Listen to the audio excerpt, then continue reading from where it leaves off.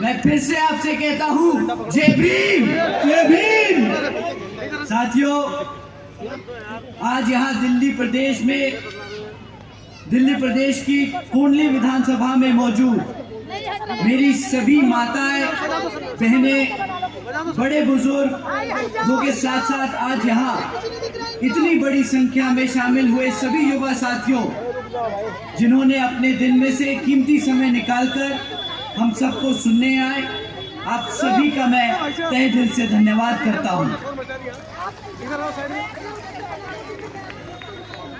और आज इस विशाल चुनावी जनसभा को सफल बनाने के लिए जो हमारे भाजपा के सभी पदाधिकारी एवं नेतागण, जिसमें खासकर श्री धर्मपाल सिंह अशोक जी, श्री नितिन सिंह जी, श्री लक्ष्मण सिंह जी, श्री सतीश कुमार जी, डॉक्टर बालाजी, श्री शंकर लाल जी, श्री दिनेश जी, और उनके साथ साथ हमारे पार्टी के, हमारे मूवमेंट की जान, हमारे सभी मेहनतकश कार्यकर्ताओं ने जो मेहनत करते आए, आप सभी का भी मैं तहे दिल से धन्यवाद और आभार प्रकट करता हूं। साथियों, यहाँ दिल्ली के विधानसभा आम चुनाव के संबंध में कुछ जरूरी बात आप लोगों के बीच में रखने से पहले मैं अपने सभी संतों, गुरुओं, महापुरुषों को, जिसमें खासकर महात्मा ज्योतिबा फूले, छत्रपति शाहू जी महाराज, नारायण गुरु, बाबा साहब डॉक्टर भीमराव अंबेडकर जी एवं मान्यवर साहब श्री काशीराम जी को नमन करता हूं। साथ ही मैं बहुजन समाज पार्टी के राष्ट्रीय अध्यक्ष व उत्तर प्रदेश की 4 बार रही मुख्यमंत्री व पूर्व सांसद आदरणीय बहन जी के नाम से लोकप्रिय बहन कुमारी मायावती जी को भी पूरे तहे दिल से आभार प्रकट करता हूं। साथियों, जिन्होंने अपनी पूरी जिंदगी वामसेव DS4 व BSP के जन्मदाता एवं संस्थापक मान्यवर साहब श्री काशीराम जी के बताए हुए रास्ते पर चलकर परम पूज्य बाबा साहब डॉक्टर भीमराव अंबेडकर जी के मानवतावादी व आत्मसम्मान एवं स्वाभिमान के मूवमेंट के कारवा को अपने आजीवन त्याग, तपस्या व कड़े संघर्ष के जरिए एक नई राजनीतिक ऊर्जा दी है, शक्ति दी है और पहचान दी है, तथा उत्तर प्रदेश जैसे विशाल व महत्वपूर्ण राज्य में 4 बार अपनी पार्टी BSP के नेतृत्व में सरकार बनाकर खासकर हमारे बहुजन समाज के लिए एक ऐसी मिसाल बन चुकी है, जिसे प्रेरणा लेकर करोड़ों लोग आज यहाँ दिल्ली में भी सामाजिक परिवर्तन व आर्थिक तरक्की के मिशनरी कार्य से जुड़ चुके हैं। इतना ही नहीं, बल्कि मैं खुद भी उनके इस नेतृत्व से प्रभावित होकर BSP मूवमेंट से जुड़ा हूं और उनके पद चिन्हों पर चलकर इस मिशनरी दायित्व व कर्तव्य व फर्ज को अपनी आखिरी सांस तक निभाने की पूरी कोशिश करता रहूंगा। साथियों, अब मैं आपसे यहाँ विधानसभा आम चुनाव के संबंध में कुछ जरूरी मुद्दे आप लोगों के बीच में रखना चाहता हूं। साथियों, पिछले 11 सालों से यहाँ दिल्ली प्रदेश में आम आदमी पार्टी की सरकार चल रही है, परंतु आज भी दिल्ली की हालत वैसी ही है जैसे आज से 11 साल पहले थी, जब आम आदमी पार्टी सत्ता में जीतकर यहाँ दिल्ली में आई थी। आज भी दिल्ली की सड़कों की वही बेकार हालत है जो 11 साल पहले थी। आज भी दिल्ली की हवा में कोई सुधार नहीं आया। आज भी दिल्ली का पानी पीने लायक नहीं है। आज भी दिल्ली की जनता को रोजगार नहीं मिल पाया। साथियों, पर इस बार आप सब वोट डालने से पहले इन जरूरी मुद्दों पे सवाल जरूर कीजिएगा और इनकी जो हवाई चुनावी वादे होते हैं उनकी भी सच्चाई समझने की कोशिश कीजिए। क्या काम किया है केजरीवाल जी की सरकार ने हमारी पढ़ाई यानी शिक्षा के क्षेत्र में, हमारे बच्चों को रोजगार के देने के क्षेत्र में और आपकी अपनी दिल्ली की डेवलपमेंट के लिए। मैं यहाँ बैठे सभी से पूछना चाहूंगा, क्या क्या मिला आप लोगों को, आपके बच्चों को शिक्षा के नाम पे? केजरीवाल जी की सरकार के चलते हुए पिछले 11 सालों में यहाँ इनकी सरकार ने सिर्फ आपकी आंखों में धूल झोंकने के अलावा और कुछ नहीं किया। एक तरफ वर्ल्ड क्लास एजुकेशन देने का वादा करते हैं, कहते हैं नए 20 कॉलेजेस बनाएंगे दिल्ली के प्रदेश में, और दूसरी तरफ 9th में फेल हुए बच्चों को जबरदस्ती ओपन स्कूलिंग बोर्ड में डालने का काम करते हैं, जहां पे हमारे बच्चे पास हो या फेल हो, केजरीवाल जी की सरकार को कोई फर्क नहीं पड़ता, क्योंकि national institute of open schooling में डालने के बाद ये बच्चे केजरीवाल जी की जिम्मेदारी नहीं होते। ये बहुत चौड़ के बोलते हैं कि जब से मैंने दिल्ली में सत्ता बनाई, जब से मैं दिल्ली की सत्ता में आया हूं, तो मैंने अपने दिल्ली के स्कूलों में, सरकारी स्कूलों में बच्चों को पढ़ाने लिखाने का काम किया है।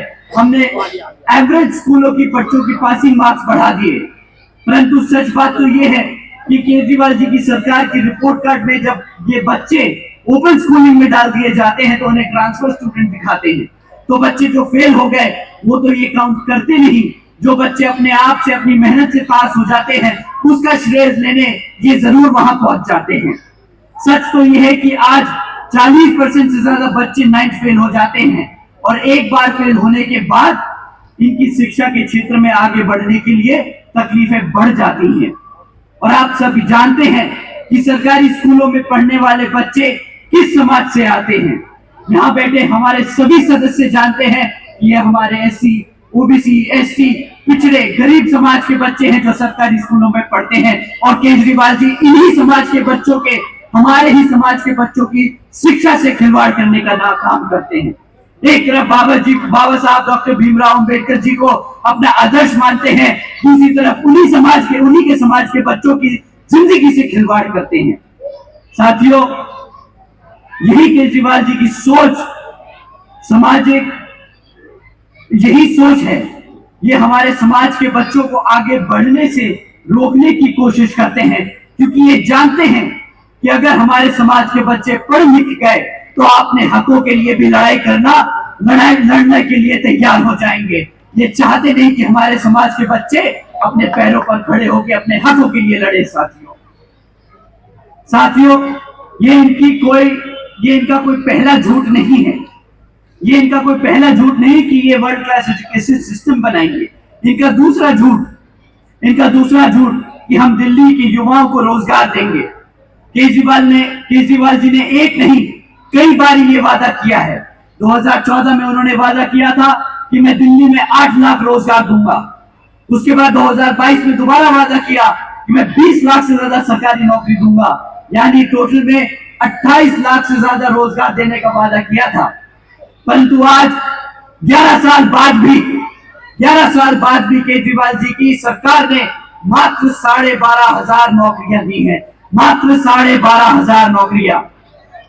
भाई साहब, इनसे अगर कोई पूछे ना कि आपके वादों की पिटारे को खोल के दिखाओ, तो ये तो इतनी लंबी लंबी हाँकते हैं जैसे द्रौपदी की साड़ी हो, ये फेंके जाए और हम लपेटते जाएं।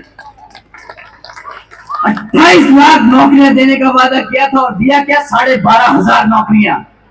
ये भी कोई वादा होता है? इसे तो हम धोखा भी नहीं कह सकते। सामने मुंह पे झूठ बोल के गया आदमी। इतना ही नहीं, बल्कि दिल्ली में जो पहले से सरकारी नौकरियां थी, उनका आज इतना बुरा हाल कर दिया भाई साहब ने। आज 40% से ज्यादा वो सरकारी नौकरियों को भी इन्होंने कॉन्ट्रैक्चुअल यानी कच्ची नौकरियां बना दी। एक तरफ तो इन्होंने पक्की नौकरियां दी नहीं, दूसरी तरफ जो सरकार में पहले पक्की नौकरियां थी उनको भी आधी से ज्यादा नौकरियों को कच्ची बना दिया, ताकि कच्ची नौकरियों में इन्हें बाबा साहब का दिया हुआ जो हमारा आरक्षण है वो ना देना पड़े। साथियों ने कदम कदम पर हमारे बाबा साहब का दिया हुआ आरक्षण छीनने का काम किया है, चाहे हमारे बच्चों की वो शिक्षा हो, चाहे वो हमारे युवा साथियों के लिए रोजगार हो। पिछले 11 सालों में यहाँ इन्होंने बहुत सारे गीत गाए हैं, इन्होंने बहुत सारे वादे किए कि मैं वर्ल्ड क्लास एजुकेशन, 28 लाख नौकरियां, और मैं दिल्ली को तो सिंगापुर बना दूंगा। ये महासेठ सिंगापुर तो घूम आए और यहाँ पे लोगों को सिंगापुर का सपना भी दिखा दिया, पर आज सिंगापुर के नाम पे क्या मिला हमारे दिल्ली की जनता को? आज दिल्ली में साफ पानी तक नहीं है पीने के लिए। हर साल गर्मी के मौसम में हमारी दिल्ली की जनता को टैंकर माफियाओं के भरोसे जीना पड़ता है। यहाँ दिल्ली में कॉलोनी में टैंकर आएगा तो पानी मिलेगा, नहीं तो पानी नहीं मिलने वाला। साथियों, ये है सिंगापुर इनका। ये है आम आदमी पार्टी का सिंगापुर, जहां पे साफ पानी नहीं मिल सकता। ये किस तरीके के मुख्यमंत्री हैं। एक तरफ कहते हैं कि मैं सिटी ऑफ लेक्स बना दूंगा, और जब बारिश का मौसम आता है तो पूरी दिल्ली डूब रही होती है। इनका मतलब है कि दिल्ली को डुबा दो तो सिटी ऑफ लेक्स बन जाएगा। साथियों, इनके वादों का कोई सर पैर नहीं। जब भी इलेक्शन आता है तो इन्होंने तो एक नया वादा निकाल के डाल देना है आप लोगों के बीच में। पूरा करें या ना करें, कोई इनको जिम्मेदार नहीं ठहराता। जब इनसे हम पक्की सड़कों के लिए बारे में पूछे, साथियों अगर आप इनसे कभी पक्की सड़कों के बारे में पूछेंगे ना, तो ये पलट के आपको जवाब देंगे कि जी वो तो एलजी काम नहीं करने देते। इनके पास हर चीज का जवाब है। जब आप इनसे सवाल करेंगे तब ये अपनी जिम्मेदारियों से पल्लू झाड़ने का काम करेंगे। तब ये बोल देंगे कि भाजपा काम नहीं करने देती, केंद्र की सरकार काम नहीं करने देती, एलजी काम नहीं करने देता। आज दिल्ली की जनता को इनसे पूछना होगा कि भाई अगर तुमसे काम नहीं होता है तो सत्ता छोड़ दो, नहीं जरूरत है तुम्हें मुख्यमंत्री या आम आदमी पार्टी को सत्ता में रहने की। इन्होंने तो ये भी वादा किया था कि मैं दिल्ली को वायर फ्री कर दूंगा। इन्होंने ये भी वादा किया था कि मैं यमुना नदी साफ कर दूंगा और आप सबके साथ 5 साल बाद यमुना में डुबकी लगाने जाऊंगा। अगर आज इनको हम यमुना में खड़ा कर देना तो ये बाहर नहीं निकलेंगे। इतनी जहरीली कर दी इन्होंने हमारी यमुना। और यमुना के नाम पर कितना पैसा हर साल बजट में डालते हैं, उस पैसे का क्या हिसाब किताब है, आज इन्हें जवाब देना होगा। इस बार इलेक्शन में इन्हें जवाब देना होगा कि इन्होंने कितना पैसा यमुना नदी में साफ करने में लगाया है। साथियों, इन्होंने बहुत पैसा उठाया यमुना साफ करने के लिए, सिंगापुर बनाने के लिए, पक्की सड़कें देने के लिए, हमारे बच्चों की एजुकेशन सिस्टम को सुधारने के लिए।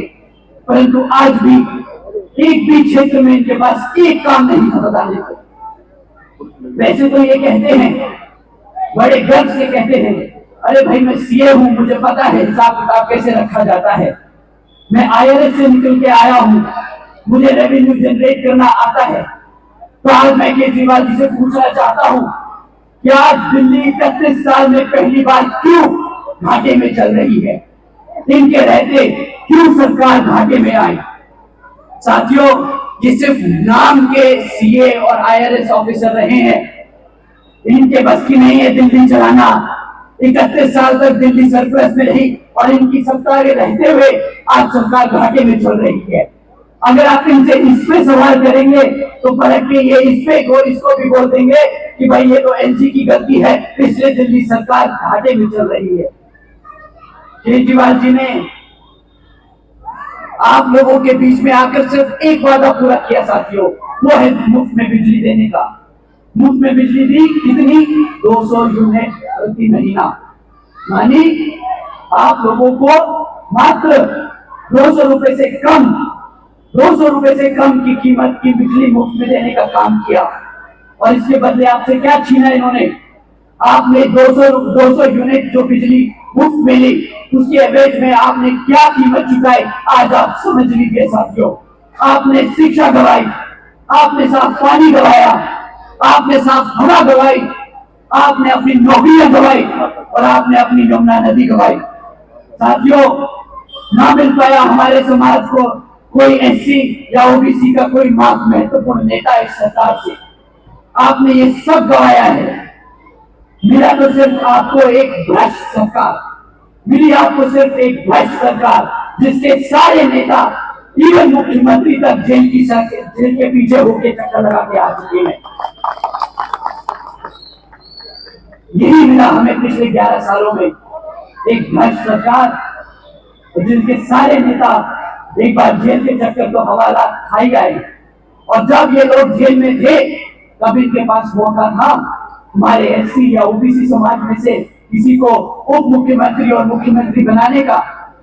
परंतु जब दोनों डिप्टी चीफ मिनिस्टर और चीफ मिनिस्टर जेल गए तो ये अपने आप को जो बड़ा बाबा साहब का समर्थक बताते हैं, आदर्श मानते हैं जिन्हें, तो उन्हें क्यों नहीं हमारे एससी या ओबीसी समाज से सीएम बनाया? आप सबको इस सवाल का जवाब मांगना होगा साथियों। जब इनके पास मौका था तो क्या इनके पास एक भी ऐसा एमएलए नहीं था एससी समाज से या ओबीसी समाज से जिसको वो सीएम बना सकते थे? इनके पास कई मौके रहे साथियों, उन्होंने एक बार भी हमारे समाज को वो सम्मान नहीं दिया जिस सम्मान के एवरेज में ये सत्ता में आए। साथियों, सच तो ये है कि इनसे बड़ा दलित और पिछड़े समाज का विरोधी कोई नहीं। साथियों, आज मैं आप सबके बीच में ये कह रहा हूं, ये किसी से छिपा नहीं कि केजरीवाल जी एससी ओबीसी विरोधी है, आरक्षण विरोधी है और बाबा साहब विरोधी है, क्योंकि वो जानते हैं केजरीवाल जी की पार्टी, क्योंकि आप सब जानते हैं, आप सबको पता होना चाहिए, क्योंकि केजरीवाल जी की ही पार्टी है जिसने सुप्रीम कोर्ट में एससी एसटी रिजर्वेशन में सब क्लासिफिकेशन की याचना लगाई थी। साथियों, मैं फिर से कह रहा हूं, केजरीवाल जी एससी ओबीसी विरोधी है, आरक्षण विरोधी है और बाबा साहब विरोधी है। साथियों, अगर आम आदमी पार्टी का ये हाल है तो बीजेपी और कांग्रेस दूर नहीं। बीजेपी और कांग्रेस भी मैदान में है, परंतु आप इनके झूठे वादों से सावधान रहिएगा। बीजेपी और कांग्रेस दोनों की सरकारें कई राज्यों में चल रही हैं और अगर आप इनसे इनका काम पूछेंगे तो दोनों ही पार्टियों के पास आपको बताने के लिए एक भी काम नहीं होगा। ये आपको बताएंगे तो क्या बताएंगे कि हमसे मुफ्त में राशन ले लो, हमसे मुफ्त में बिजली ले लो, हमसे मुफ्त में सहयोग ले लो, पर कभी भी आपको मुफ्त में शिक्षा नहीं देंगे, कभी भी आपके बच्चों को रोजगार नहीं देंगे। केंद्र की भाजपा की सरकार में यहाँ तक कि केंद्र की भाजपा की सरकार को भी जे कॉलोनी की चुनाव के दौरान ही याद आई। पिछले 5 साल से कहां थे ये जे कॉलोनी के लोगों के लिए फ्लैट? अभी 2 दिन पहले आदरणीय प्रधानमंत्री जी जे कॉलोनी के सभी लोगों को फ्लैट की चाबियां दे रहे हैं। 5 साल से कहां थे आदरणीय प्रधानमंत्री जी?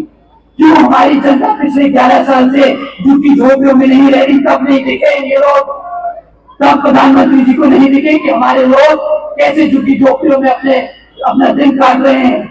आज जब चुनाव सर पर है तो इन्हें हमारे समाज की याद आ रही है, तब इन्हें जे कॉलोनियां दिख रही है, तब इन्हें दिख रहा है कि हमारा समाज कैसे झुग्गी झोपड़ियों में रह रहा है, तो इन्हें फ्लैट दे दिए जाए। साथियों, ये खुलेआम रिश्वत देने का काम कर रहे हैं। ऐसे लोगों की बातों में, ऐसे झूठे बातों में आप लोग मत फंसना। साथियों, इतना ही नहीं, कांग्रेस की बात करनी बेकार है। आज बीजेपी के लिए तो मैं 2 शब्द बोल भी सकता हूं, कांग्रेस के लिए तो वो भी बोलना बेकार है, क्योंकि कांग्रेस के जो 2 भाई बहन हैं, ये दोनों जोड़े निकलकर फैशन खेलने से तो इन्हें फुर्सत मिलती नहीं। पार्लियामेंट में जाके नीली टी शर्ट नीली साड़ी पहन के नाटक पूरा कर लेते हैं। जिन राज्यों में इनकी सरकारें चल रही हैं, ये वहां तो हमारे समाज को आज तक सम्मान तो दे नहीं पाए। आज यहाँ पर जब दिल्ली के चुनाव सर पर है तो इन्हें फैशन खेलना है। साथियों, इन पे और 2 शब्द बोलूंगा तो वो भी जायज होंगे मेरे 2 शब्द। ये दोनों ही पार्टियां एक ही सिक्के के 2 पहलू हैं साथियों। ये दोनों ही पार्टियों ने हमारे बाबा साहब का सम्मान नहीं किया। कांग्रेस ने केंद्र में रहते हुए कभी हमारे बाबा साहब को सम्मान नहीं दिया और बीजेपी ने पूरे देश में आग लगा दी थी। ये आप सब जानते हैं कि बीजेपी ने पूरे देश में आग लगा दी थी जब आदरणीय बहन कुमारी मायावती जी और माननीय श्री कांशीराम जी के संघर्षों से बीएसपी ने बाबा साहब को भारत रत्न दिलाया था। आप सब जानते हैं साथियों। मैं आप लोगों के बीच में ये इसलिए कह रहा हूं क्योंकि मैं जानता हूं कि ना हमारा समाज ये भूला है और ना हमारा समाज ये कभी आप सबको भूलने देगा कि इन लोगों ने हमारे बाबा साहब को कभी आत्म सम्मान नहीं किया। एक तरफ ये आम आदमी पार्टी, बीजेपी और कांग्रेस जैसी पार्टियां हैं जो हमारे समाज को दबा के रखना चाहती हैं, और दूसरी तरफ आपकी अपनी बीएसपी है तो हमारे समाज के साथ साथ सभी गरीबों, शोषितों, वंचितों और पिछड़े समाज के सम्मान दिलाकर उनको एक सम्मानजनक जिंदगी देना चाहती है। आदरणीय बहन कुमारी मायावती जी के नेतृत्व में बीएसपी ने कभी भी कोई हवाई वादे नहीं किए साथियों। आदरणीय बहन जी ने हमेशा काम करके दिखाया है। जैसे आदरणीय बहन कुमारी मायावती जी ने सावित्रीबाई फुले बालिका शिक्षा योजना चलवाई थी, जिसके तहत 7 लाख से ज्यादा बच्चों को 12वीं तक की शिक्षा मुफ्त में देने का काम किया था, जिसके तहत 600 करोड़ से ज्यादा की लागत इन बच्चों पर खर्चने का काम किया और इनको एक पढ़ा लिखा कर उज्जवल भविष्य देने का काम किया था। साथियों, इतना ही नहीं, आदरणीय बहन जी ने अपने शासनकाल में 6 engineering colleges, 2 homeopathic colleges, 24 polytechnic colleges, 2 paramedical colleges, 6 world class university, 200 से अधिक इंटर डिग्री कॉलेजेस, 100 से अधिक ITI, 550 से ज्यादा हाई स्कूल और 5,500 से ज्यादा प्राइमरी स्कूल बनवाने का काम किया था। और लिस्ट तो बहुत लंबी है, पर मैं गिनवा के थक सकता हूं। और आम आदमी पार्टी के ये एक ही लिस्ट है, 0। इन्होंने 0 कॉलेजेस दिए, 0 स्कूल दिए, 0 हाई स्कूल दिए, 0 नई भर्ती करी। पर आदरणीय बहन कुमारी मायावती जी ने कई हजार स्कूल और कॉलेजेस खोले और उसमें मुफ्त में शिक्षा देने का काम किया हमारे समाज के बच्चों को। इतिहास में पहली बार साथियों, बहन जी ने हॉस्टल्स, गवर्नमेंट हॉस्टल्स में, गवर्नमेंट कॉलेजेस के हॉस्टल्स में गरीब वंचित समाज के बच्चों के लिए 27% आरक्षण का इंतजाम भी तय किया था, पूरा किया था। ऐसा ही नहीं साथियों, हमारी आदरणीय बहन कुमारी मायावती जी ने सिर्फ 5 साल में 90,000 से अधिक शिक्षकों को रोजगार दिया, 1 लाख से अधिक सफाई कर्मचारी भर्ती करे, 2 लाख से अधिक जवानों को पुलिस फोर्स में भर्ती किया और 30 लाख से अधिक अपर कास्ट समाज के सभी कमजोर बच्चों को विभिन्न सरकारी विभागों में रोजगार देने का काम किया। इतना ही नहीं, बल्कि बहन जी ने अपने शासनकाल के दौरान बसपा की सरकार ने कृषि एवं संबंधित कार्यों में मिनिमम वेजेस को 55 रुपए से बढ़ाकर 100 रुपए बढ़ाने का, प्रतिदिन करने का काम किया था। अन्य पिछड़े वर्गों की क्रीमी लेयर की वार्षिक आय को भी 3 लाख रुपए से बढ़ाकर 5 लाख रुपए करने का काम किया था। और साथ ही हमारे सभी किसान भाइयों को उनके गन्ना खरीदी के दाम रातों रात दुगने करने का काम किया था। साथियों, इसे कहते हैं बहन जी को मॉडल ऑफ गवर्नेंस। साथियों, इसी गवर्नेंस मॉडल के तहत चलकर जब आप यहाँ पर दिल्ली में अपनी सरकार बनाएंगे, तो यहाँ पर भी दिल्ली की सरकार इसी गवर्नेंस मॉडल के तहत चलकर हमारे सभी माताएं बहनें, हमारे सभी बड़े बुजुर्ग और हमारे सभी युवा साथियों का ध्यान रखेगी, उनको पूरा आदर सम्मान देगी, उनको रोजगार देगी, उनको मेहनत करने का मौका देगी, काम करने का मौका देगी और एक इज्जतदार जिंदगी जीने का मौका देगी। साथियों, एक तरफ से आम आदमी पार्टी, बीजेपी, कांग्रेस आपको मुफ्त में राशन देती है, जिसके तहत आपके बच्चों को गुलाम यानी नालायक बनाने का काम करती है। अगर मेरा बच्चा पढ़ेगा नहीं, लिखेगा नहीं, कमा नहीं पाएगा और इनकी सब्सिडियों में जिएगा, तो वो नाकाबिल ही बनेगा। ये हमारे समाज को नाकाबिल बनाने की कोशिश कर रहे हैं, ताकि हमारे समाज के बच्चे जिंदगी भर इनके सामने हाथ फैलाते रहे। परंतु साथियों, आदरणीय बहन कुमारी मायावती जी ये होने नहीं देंगी, ये होने नहीं देंगी। वो हमारे समाज को पढ़ा लिखा कर, रोजगार देकर, अपने पैरों पर खड़ा कर एक इज्जतदार जिंदगी देने का काम करेंगी। साथियों, इसीलिए यहाँ पर बहुजन समाज पार्टी जरूरी है, इसीलिए दिल्ली की सत्ता बीएसपी के हाथों में होना जरूरी है। साथियों, इन्हीं कुछ जरूरी बातों के साथ ही अब मैं आप लोगों से, मैं खासकर आदरणीय बहन कुमारी मायावती जी की तरफ से ये विशेष अपील करता हूँ कि इस विधानसभा चुनाव में आप सभी लोग हर मोर्चे पे सावधान रहिएगा। आपका वोट बहुत कीमती है, आपका वोट कोई खरीद ना पाए, आपका वोट कोई लूट ना पाए, आपके वोट कहीं पड़ने से रह न जाए। साथियों, जाति, बिरादरी, धन, बल, मंदिर, मस्जिद या किसी भी भावना आदि के नाम पर कोई स्वार्थी आपके वोट का दुरुपयोग न कर ले। साथियों, क्योंकि देश के हर महिला, पुरुष व युवा को वोट का अधिकार यहाँ परम पूज्य बाबा साहब डॉक्टर भीमराव अंबेडकर जी की अति महत्वपूर्ण देन है। साथियों, कमर कसने का समय आ चुका है, सत्ता छीनने का समय आ चुका है, आपको शासक बनने का समय आ चुका है। जय भीम।